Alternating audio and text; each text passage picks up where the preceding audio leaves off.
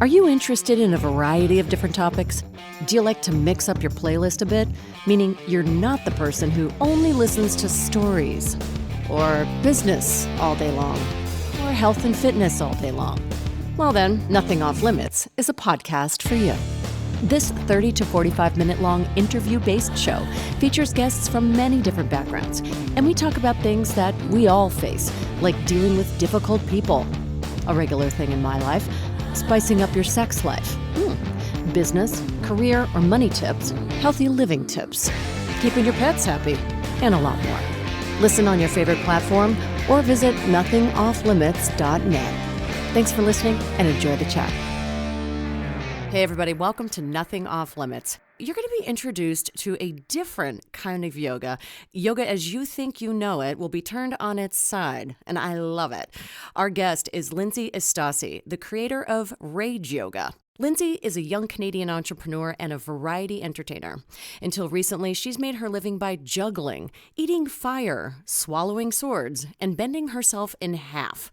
After she decided to step off the stage and into a role that would empower other people, she started her own yoga practice called Rage Yoga.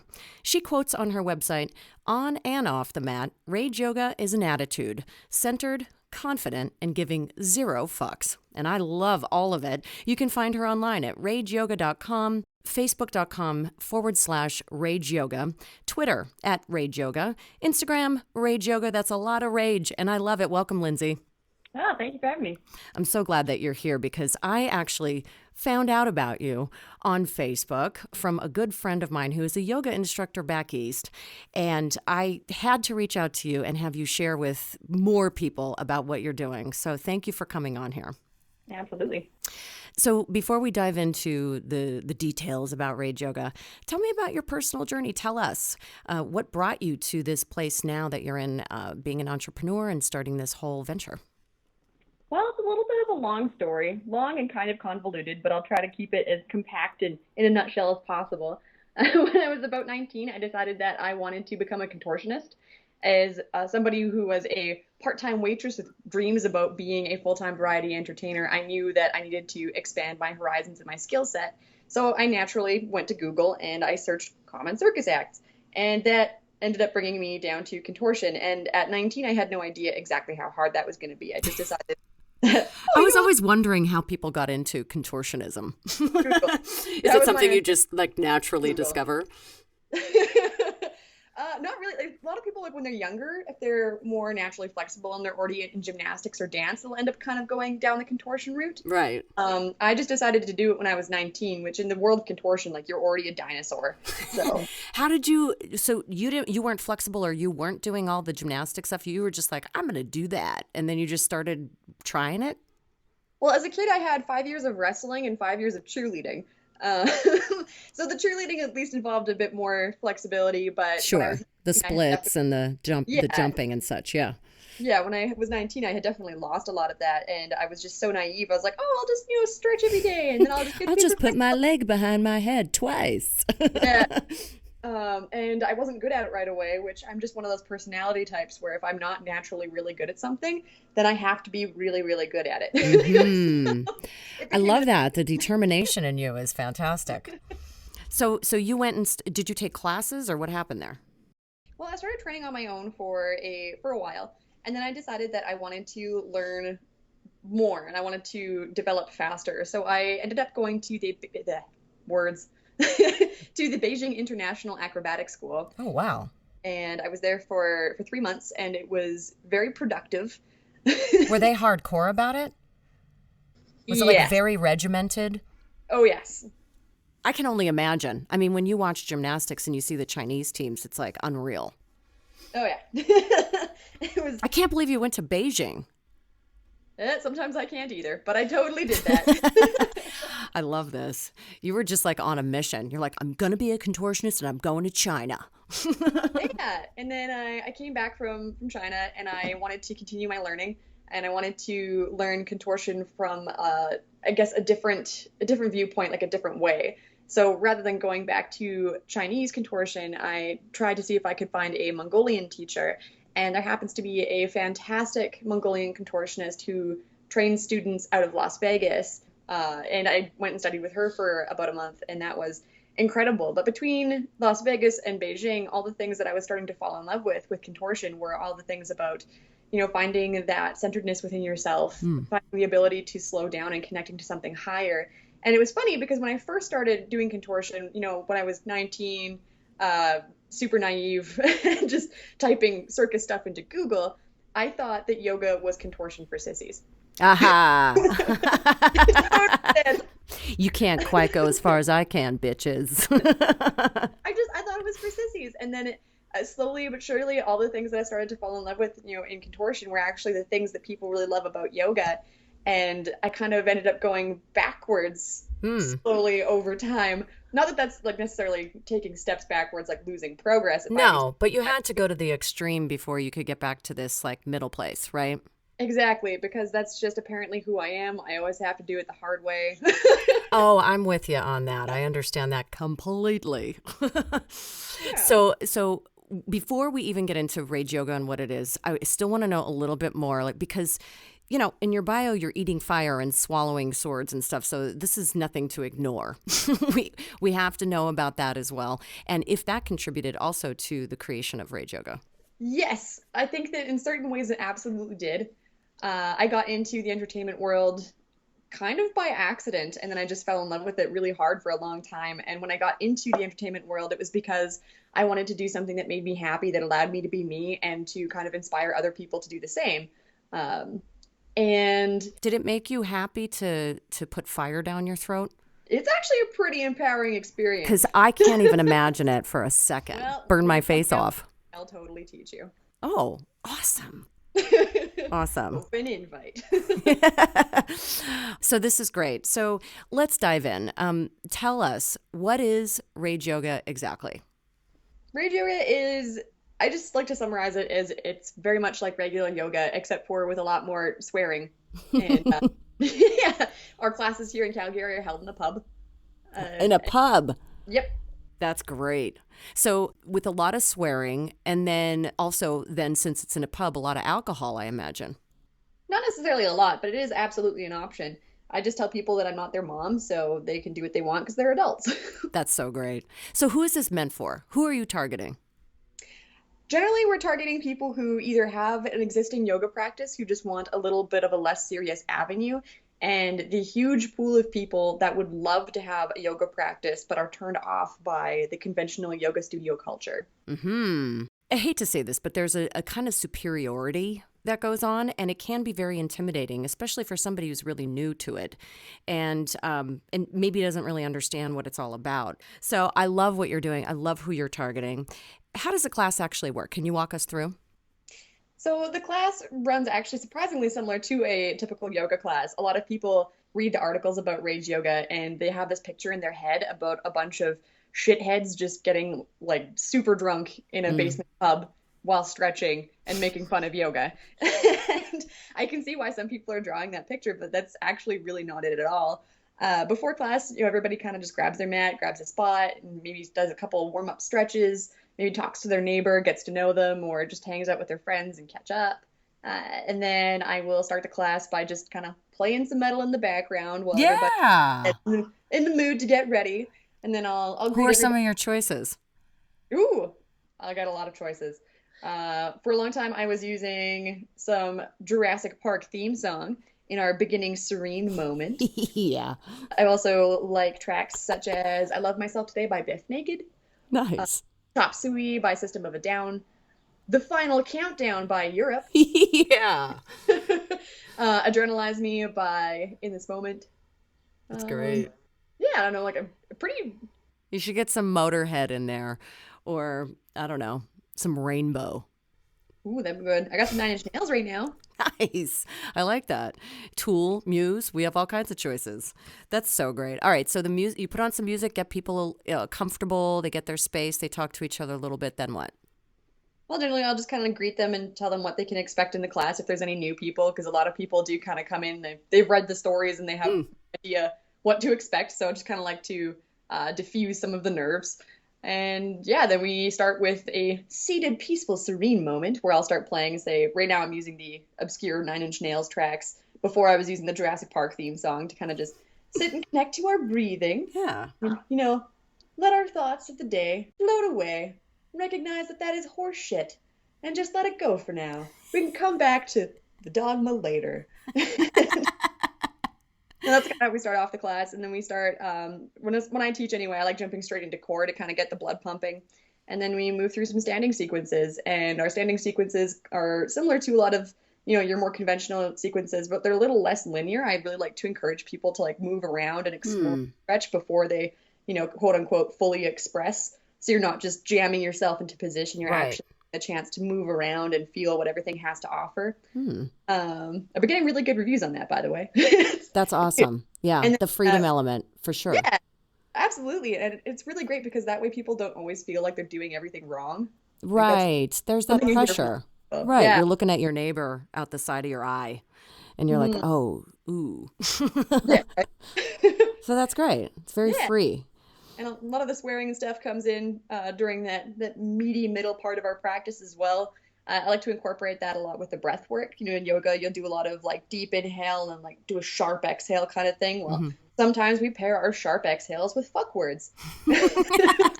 So it is done in unison. I was wondering about that.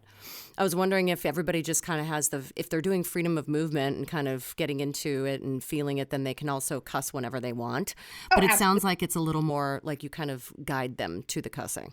Oh, it's a little bit of both, right? We real a lot of people say if they're trying to do a more difficult position for them, they're just like, oh, fuck, this is hard. That's where they're at. And you know what? That's so real, which is why I love this so much, because it's what actually goes through your head. Right? And then for those who are really in the moment and they're feeling all zen and serene, they just don't address it. They just keep doing their own thing. But there are going to be a couple people who are feeling the exact same thing, and they like knowing that they're in a room full of humans. Yeah. The whole other thing about the traditional yoga community, or the yoga as we know it in our cities, is that, you have to pretend like you're always happy and everything's perfect and I'm so zen. But it's really not, it's too difficult to achieve that, don't you think? I think that bullshit does not work for everybody. It works for some people, absolutely, but most of the time, those people who are trying to just, will away their negative feelings, be peaceful and zen no matter what, they're not experiencing their negative emotions, and as a consequence, they're actually holding on to them, and those are generally the passive-aggressive people you meet. That's exactly right. You said it so well. That's going to backfire on them big time, too. Later on in life, it's all going to come out. Absolutely. In some way, physically, mentally, whatever. So, all right, you're in the middle of the class. Some of the cussing is guided. Some of it's free. You just kind of let people explore. And then how does it transition through? Does it get even more intense? Or, at what point can people go get a beer? Well, they are welcome to get a beer during the class if they really want to.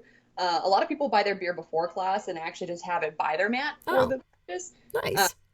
And to be totally honest, people might drink like 3/4 of a pint during the entire class. Most people only drink like about a half a pint because, let's face it, you're going through a bunch of yoga poses. So it's nice you don't want to be burping beer while you're in down dog.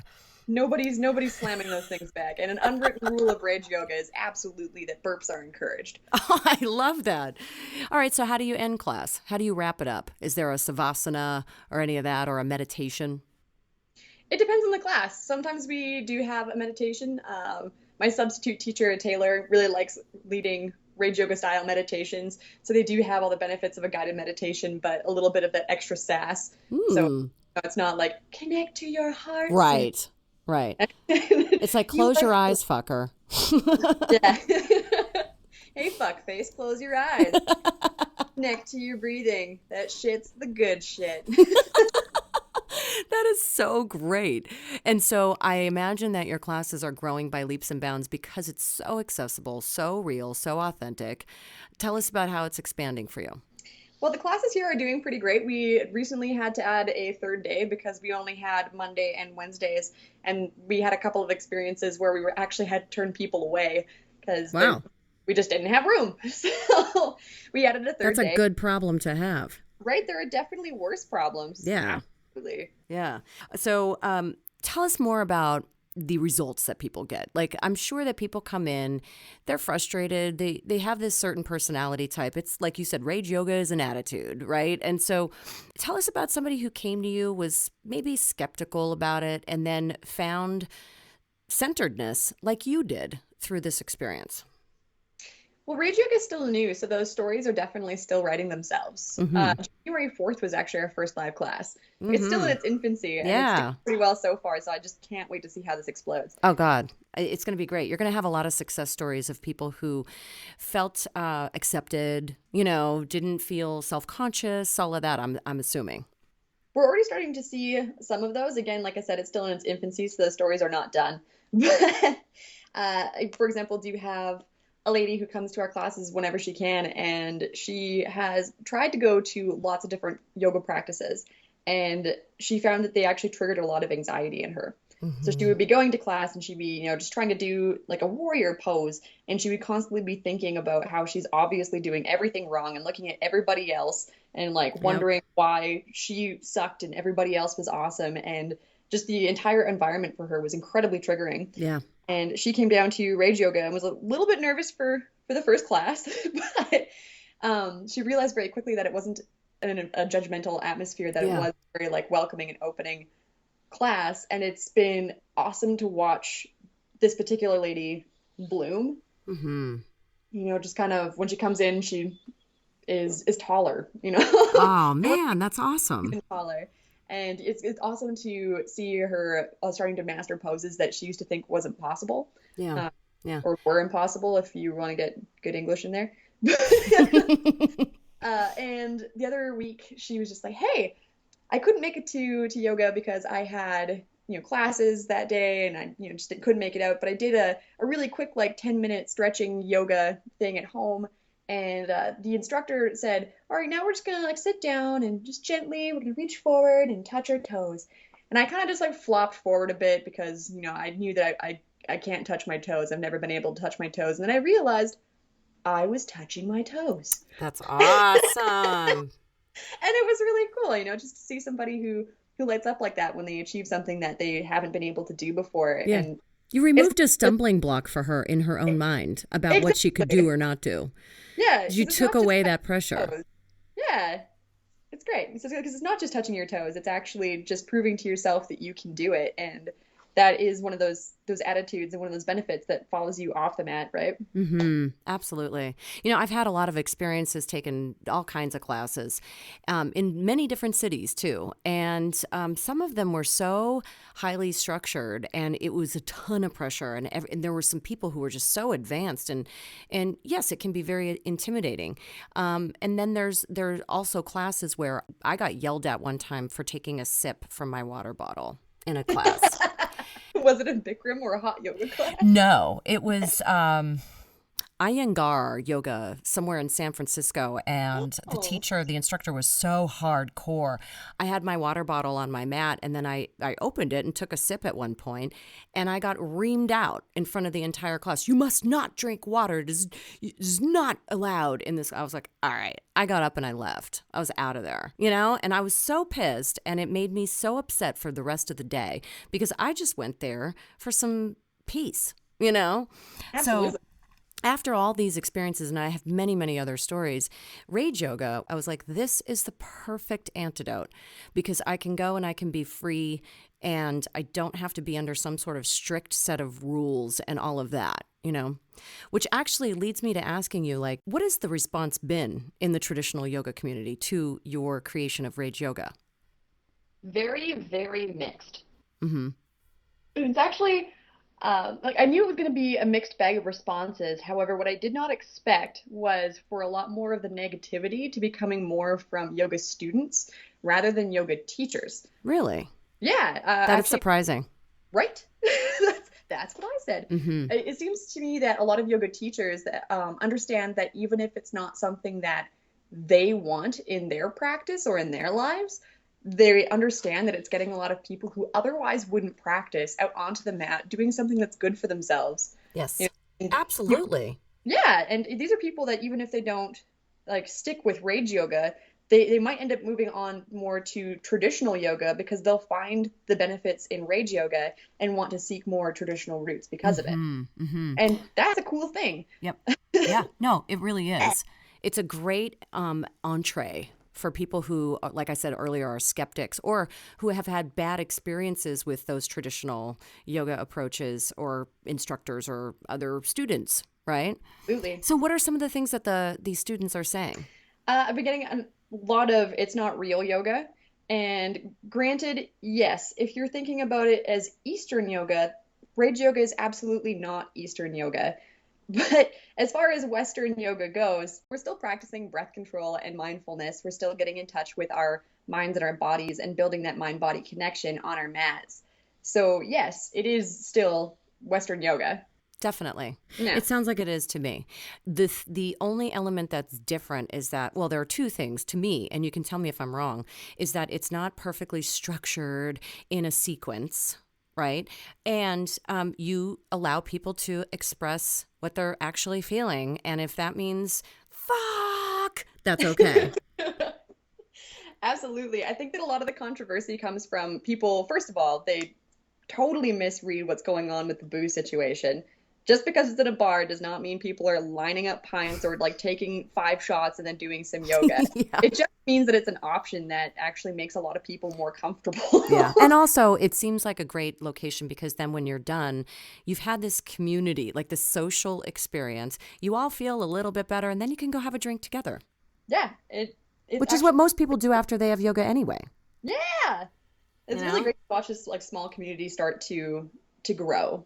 Because Definitely. people are starting to like make friends with other people in the classes, and they are staying and hanging out and having a pint afterwards, and that's awesome. That is so great. The other reason that a lot of people say that it's not real yoga is because of the way that we allow people to express anger, which I think we were already touching on before, is kind of ridiculous because you absolutely do sometimes need to work through that anger, and part of that is actually accepting and experiencing it and letting it move through you. You can't just will it away. Agreed. Yeah.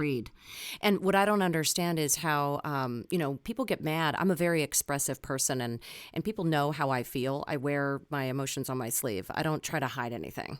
And that's very off-putting to many people. But I feel like at least I'm being authentic. And like you said, I'm expressing exactly how I feel. And so then once it's done, and I don't have to deal with it again. It's not going to crop up in, I don't know, hip pain or knee pain or something like that. Yeah, it's not going to fester. Exactly. So one of my friends had just posted again, and this time it was on the West Coast, about Rage Yoga and how cool she thought it was.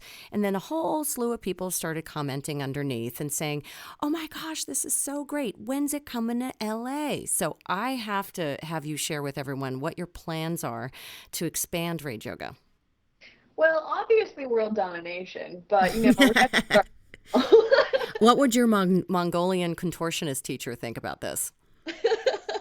That's a very good question. I'll have to ask her. She'll probably give you a high five, I think. I hope so. I respect Odgo, so I really hope that I would get a high five. Well, the plans for Rage Yoga are many, many, many.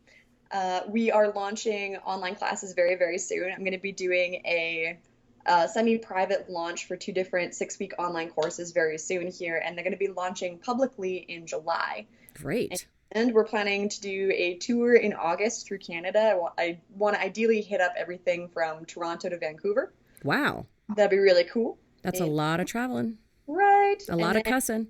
I really, really, really want to come down to the States because, well, you guys are all excited about it. Yeah, everybody's freaking out. I mean, East and West Coast. But like my whole thought is like New York, New Jersey, Philly. People there are traditionally very like, I don't know, they have a chip on their shoulder. So I think that they would really accept this. And that's where I come from. So everybody's like really into the idea. And then all the artist types who are tired of the fake culture, the fakeness of LA, would totally eat it up as well. And I'm not sure about San Francisco. That's probably a toss-up. I would bet you on that because there's so many like purists up there. I'm not sure how the reaction would be. Yeah. I also have the same kind of thoughts about Portland. I've heard really good things about Portland, and I've had 1 or 2 people from Portland write me and actually say like, hey, we really love to have Rage Yoga come out this way. And I'm pretty sure it would be like a 50-50 because from what I understand, Portland is like the home of the hipsters. Mm-hmm. Mm-hmm. And they apparently have the highest per square capita of strip clubs. So I should go to Portland. And host it, not in a pub, but in a strip club. Oh, sweet baby Jesus. I think that would be great. So that's great. So you're going to be offering these online classes so then people could access you from their very own laptop or computer at home. So wherever they are, before you actually expand down to the States, they could still access your classes online, right? Indeed. Awesome. And then I saw something else on your website about teacher trainings. Tell us about that. Ooh. Yeah, that's another 2017 project.